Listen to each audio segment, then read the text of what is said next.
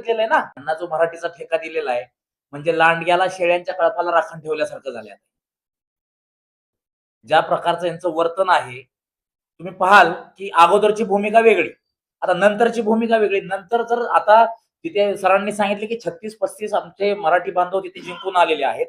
त्या 35-36 लोकांना जाऊन आव्हान करा ना उद्या भाजपचा उमेदवार पाडा म्हणून. तुम्ही शहर कशाला वेटीला धरताय? प्रत्येकाच्या मनास कशाला द्वेष निर्माण करताय? सोपं आहे की नाही? आता 1,50,000 लोकांना त्रास देण्यापेक्षा त्या 36 लोकांना जाऊन सांगा, आपण मराठी आईचं दूध पिलेलो आहोत ना.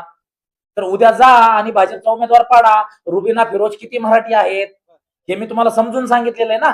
मला जाऊन विचारा की आम्ही त्यांच्या विरोधात किती निषेध केला. गीता जैन मॅडम आम्हाला त्यावेळेस त्यांचे विरोधी म्हणत होत्या. आता इकडे शिवसेना एकनाथ शिंदे गट म्हणतो की आम्ही बीजेपीसाठी काम करतो. आता बीजेपी म्हणते की आम्ही हिंदू विरोधी आहोत, आम्ही काँग्रेससाठी काम करतो. म्हणजे आम्ही कोणासाठी आहे ते आम्हाला ठरू द्या ना. अहो, आम्ही मराठी मातीतले इथे भूमिपुत्र आहोत. या मराठी मातीतलं आम्ही मराठी मातीसाठी आम्ही लढतोय, हे तुम्ही लक्षात घ्या. आता काय झालंय माहितीये का, तुमच्या राजकीय वातावरणात, या घाणेरड्या राजकीय वातावरणात तुम्हालाच माहिती नसतं की तुम्ही कोणत्या पक्षात उद्या असणार आहे. त्यामुळे आम्हाला देखील तुम्ही याच भूमिका